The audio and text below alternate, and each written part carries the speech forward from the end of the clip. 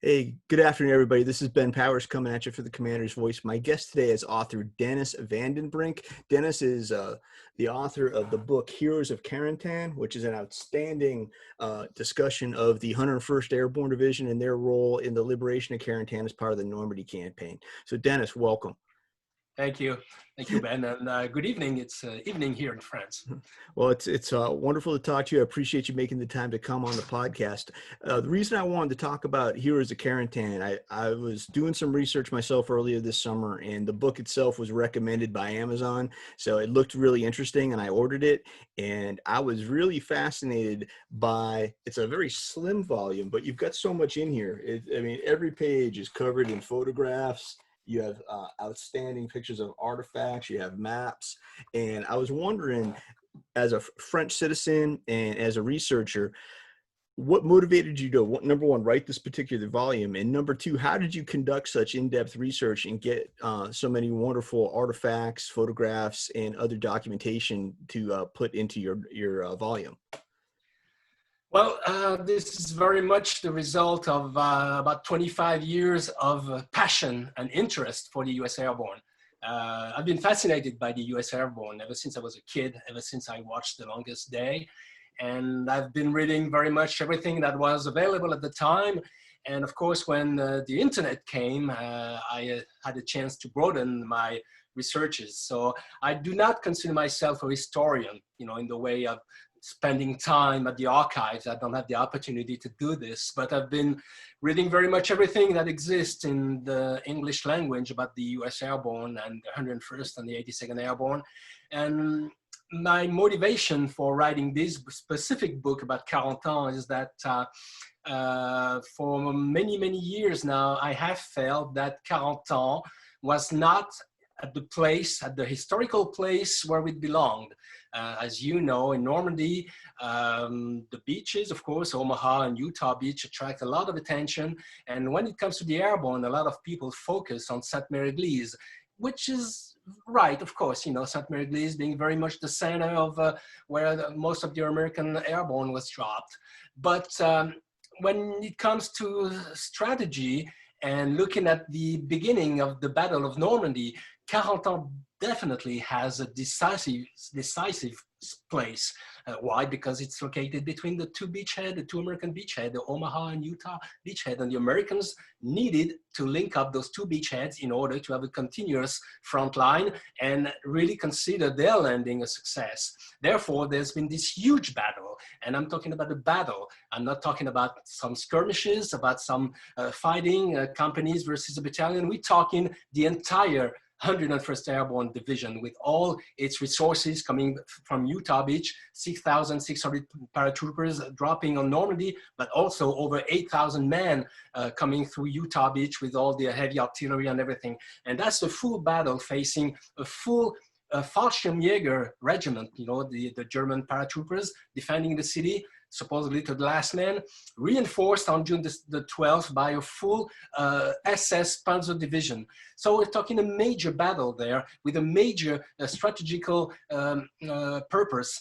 And I felt that when you talk to a lot of historians in Normandy, when you read the books, it seems that this battle is very much overshadowed by Sainte-Mère-Église and by everything else that took place in the Cotentin. So I felt that this battle, this importance of Carentan had to be told. So I wrote, like 3 years ago, I wrote a little booklet, which is very much, I'm sorry, Ben, I have to leave you for a second. No worries, Denis. Just time to grab this tiny little thing here. Oh, there it is.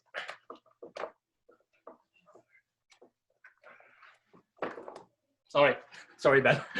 You're gonna have to do some editing. So I wrote this tiny little piece here, which is very much the Battle of Carentan, like a day-to-day battle of Carentan.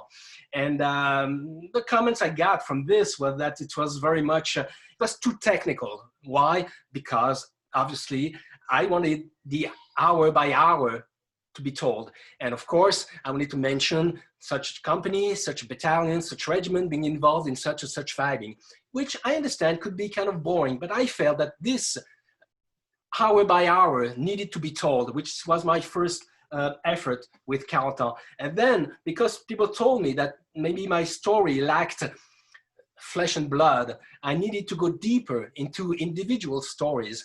And as I was saying, with all these 25 years of researches, of reading the big authors, the big guys, you know, of course, Rendezvous with Destiny, S.L.A. Marshall, George Koskimaki, and later Mark Bando and everything, you get all kind of stories and all kind of names keep popping up. You know, such a guy, of course, General Taylor, and of course, General Higgins, but also all kind of individuals who really made a name for themselves, like Fred Bello fighting at the Brevant bridges, all kind of guys like this. And I felt that these guys could tell the same story through their own individual experience. So that book that you make me the honor of presenting today tells very much the same story. You follow the same chronology, but through the individual experience of generals to the simple soldier. And you have all the battles, all the little things that made the Battle of Carentan, the La Barquette fighting, the fight for the Douve bridges, and of course the bayonet charge, and then the German counterattack. For all of these tiny little battles, which make a huge battle, for each of these, you have specific American heroes that stand up. And I wanted to tell the story through these guys. Well, you succeeded remarkably in doing that. Thank you, Ben. So I definitely enjoyed the format, and you explained it so beautifully just then. Did you have the opportunity, maybe at any of the annual celebrations of the D-Day invasion, to talk with any of these veterans in person, or did you rely primarily on secondary resources such as you indicated, authors such as Marshall or Mark Bando to find these stories and collate them for the book? Yes, I consider myself a journalist. I'm not a historian. So yes, I did rely on second level testimonies. I did meet some veterans along the years because I've been involved and I've been in Normandy for so long, and I've met Don Burgert, I've met all these guys, and lately I've met Tom Rice, C Company 501st, who jumped with us in Normandy last year as a 98-year-old veteran. And he did me a great honor because he asked me to write his memoir.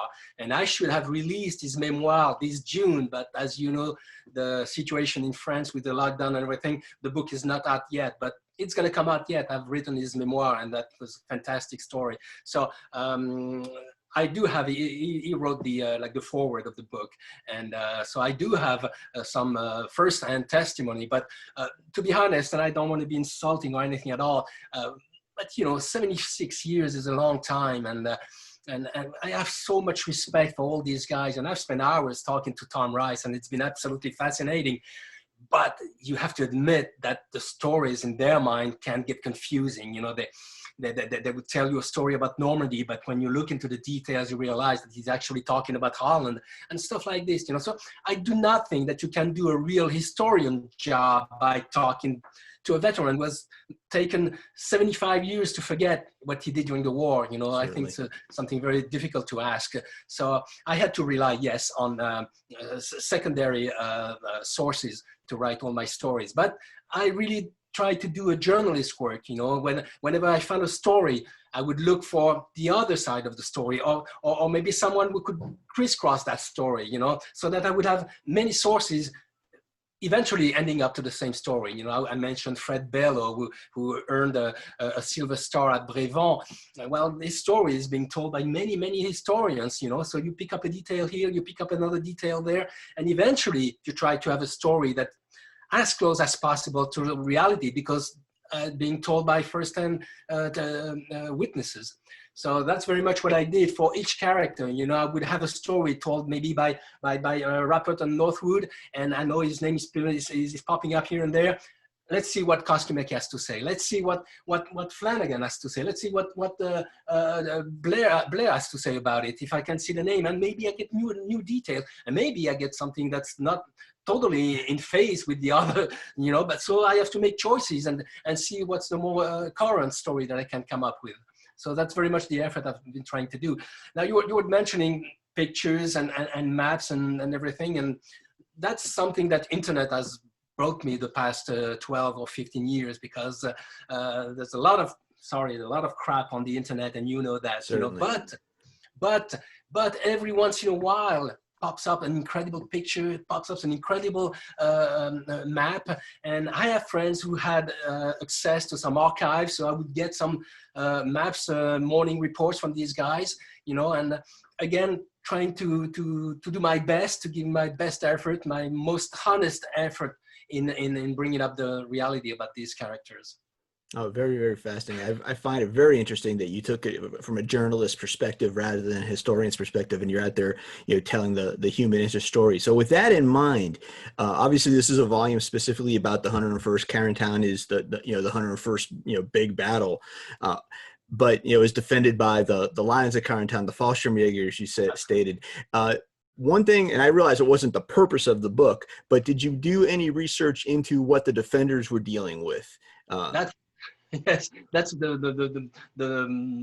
well, that's where I want to put my big efforts in the next few years, because obviously the German sources are kind of rare. So I've looked into whatever was available in terms of books, and I most of the time found that sorry again, the Germans are very sole losers. I mean, the guys who wrote books, I'm talking about Volker Grieser, he would only credit the Americans with having the overpower and, not the value of the American soldier. So I found that kind of disturbing. But, you find here and there, you find very technical books, like such as this one, which we would give you the specific weapons and what the Americans were actually dealing with in terms of weapons and tanks and stuff like this. And that eventually gives you a pretty accurate picture of what the strength that the Americans were against when they fought either the SS or the Fallschirmjäger. So yes, the stories on the German side are kind of scarce. There are two biographies that have been written by German survivors who came to Normandy, and I was not fortunate enough to meet them, and I'm very sorry about that because they died only a couple of years ago. But this one guy used to come back to Angoville-au-Plain all the time. He had made friends with the French family. He would come back all the time, and he wrote a book, a very honest book, but it's a very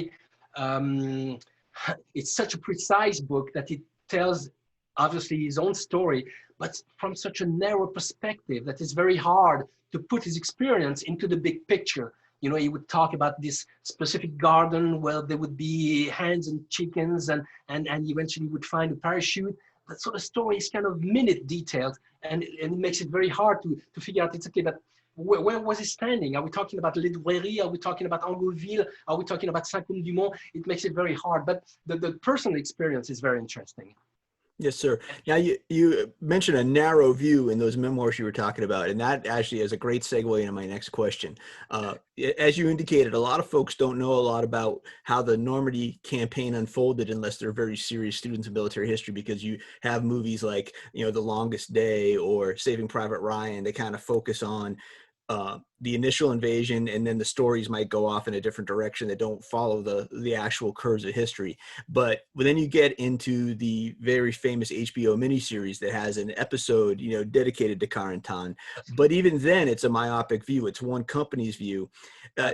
Do you feel a lot of folks who maybe are fans of Easy Company 506 and the HBO series have a skewed view of what happened at Carentan because you're seeing the fight from one company's perspective rather than realizing that it was a major effort involving not only the entire division, but also support from, mechanized forces coming from Utah? That's the whole point of me writing these two books about Carentan, is giving people the chance to look at the broader picture and realize that it was not one company, it was not one battalion, it was not Colt's battalion with a bayonet charge. It was an overall effort from the 101st Airborne Division, supported starting June the 11th by a full combat command of the 2nd Armored Division that came to the rescue. The cavalry came to the rescue because the paratroopers, after 1 week of fighting, they were defenseless against the German tanks. So the cavalry came with the 2nd Armored, commanded by Maurice Rose. So there's a whole episode there that you don't see in any films, you don't see in any series. The first American soldiers to actually liberate, to actually walk into Carentan were actually the glider guys. They were the guys from the 327th who came crossing the Douve and went circling through the east. And they're the one who did the actual liberating of Carentan. What you see in the miniseries is only the 506 entering from the west and hardly making it to the railway station. And if you know Carentan, you know that the railway station is very much to the west of the city. The entire city itself, the center itself with the big church and with the harbor, that was liberated by the guys from the 327 and from the guy from the 501st, Colonel Johnson, coming from the east. So it was an all-out effort from all 4 regiments of the 101st Airborne. The glider guys never get enough credit, in my opinion. I'm a big fan of the glider guys. I was in, as I alluded to earlier when we were talking, my time in the 82nd, I was a 325 guy, and we trace our lineage back to the 325th glider riders. So whenever you can give credit to the glider men, I'm always happy to see that. I absolutely love. I do. Now that's actually a very specific year. It's not only the 327. So C Company of the 1st Battalion. Is there any particular meaning behind that particular shirt? Oh yes, there is, because among one of the very few survivors that we have the chance to have a George Mullins from C Company 327.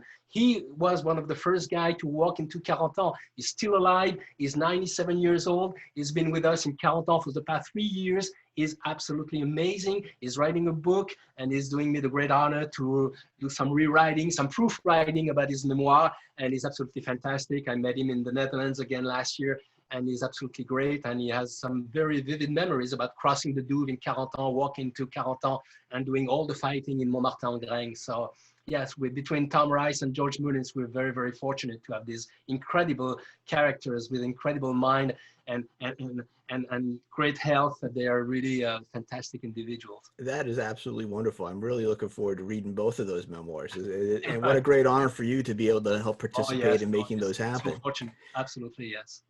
So did you find, since we can talk about the memoirs a little bit, if you don't mind, did you find, as you said, you do your interviews, memories may be a little hazy after 76 years. How much additional research when you're doing a memoir? So you sit down, you talk to a man like Mr. Rice or Mr. Mullins, you're like, hey, I'm getting the story here. The work's being done in the oral interview. How much more time are you spending in the secondary sources, making sure that their memories track with the recorded history? Is it more than you'd anticipated? Yes, definitely, because you need, whenever you get an anecdote, you get a detail, something specific that happened. You want to know when, you want to know where, you want to know what was the context, and you want to put that specific little story, which is amazing in the way it's being told by either George or Tom, and you want to put it in the right context, and you don't want to go wrong with that. So that's a lot of work, that's a lot of research, that again, a lot of crisscrossing resources. He mentioned such a bridge in Ether and in the Netherlands. Yes, but it was not coming south, so that's wrong. So it's going to be another way. So you find another report, and you try to track him down, basically track him down. What is it telling me about what this specific incident, where and when did it actually happen? That's the all work that I have to do in order to replace in the most accurate way the memoirs of these fantastic guys. Very, very cool. That is just a, I'm still a little bit in awe that you're getting the opportunity to work with both of those men.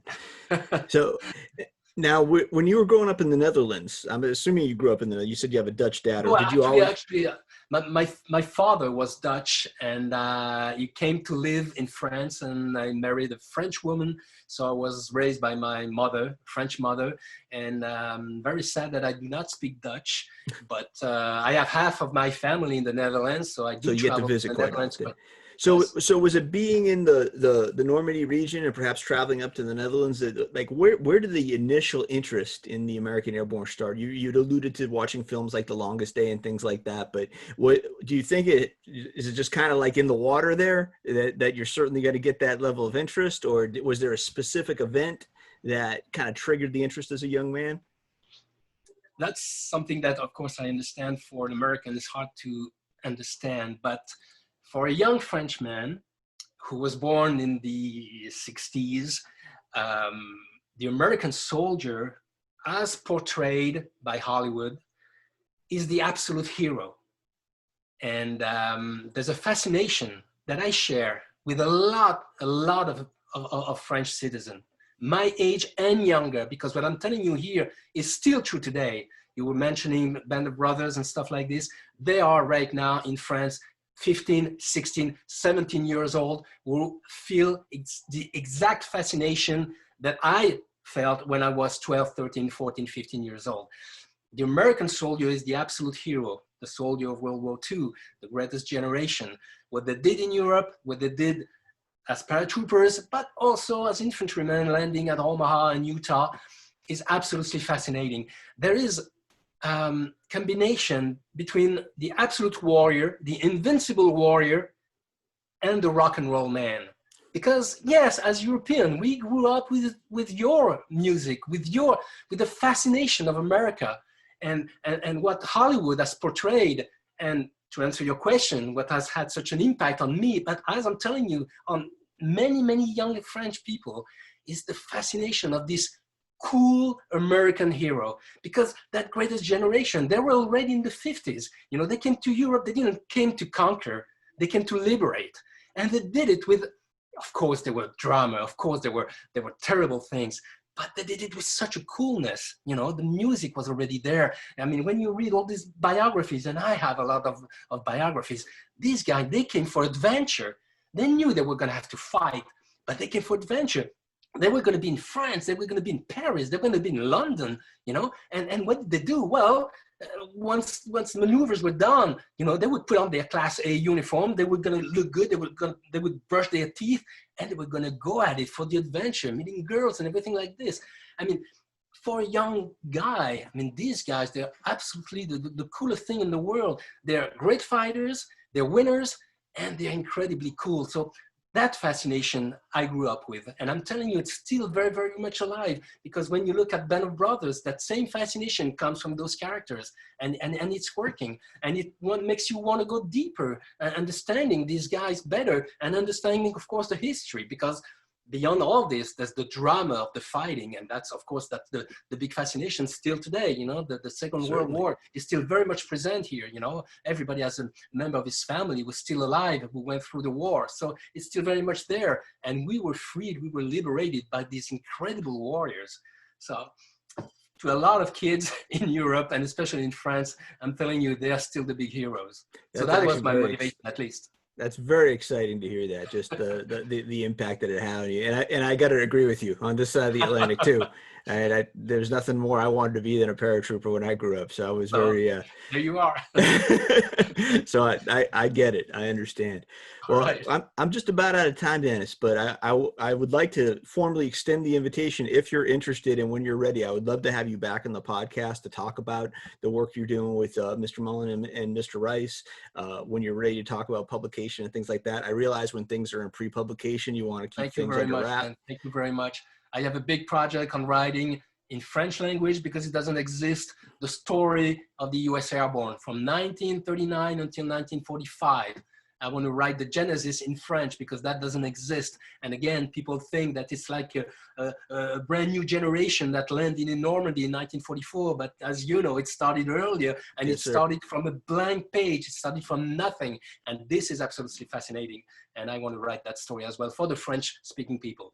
Well, fantastic. But you and I are kind of connected on Facebook now. So anytime you want to share ideas, or if you want to, if you want to come back on, just let me know, and I'll be more than happy to have you. Dennis, thank you so much for making the time to be with me this evening, especially since taking time away from your family and things like that. I really enjoyed our conversation. Thank you very much, sir. Well, I thank you. And again, you're welcome in Normandy. Next time you're in Normandy, you go through my house, and I'll take you down to the battlefields, and you'll see. Come in June, you'll see what we do in Carentan. We do some incredible things for your soldiers, for your veterans, for the families. Carentan is the home of the Airborne. That's what we're working on. Oh, that's beautiful. And you got a deal. If I can get back over there, I will definitely let you know. So for everybody listening, this has been Powers of the Commander's Voice. Again, the book we're talking about today, Heroes of Carentan. My guest today was Dennis Vanden Brink, right? I always want to say Bink. I dropped that R, but Dennis Vanden Brink. Fantastic journalist, fantastic oral historian. He's got some exciting projects coming up, and a great fan of the Army Airborne. So Dennis, once again, thank you. Thank you. Take care. Bye-bye. Au revoir. Au revoir. Have a great evening.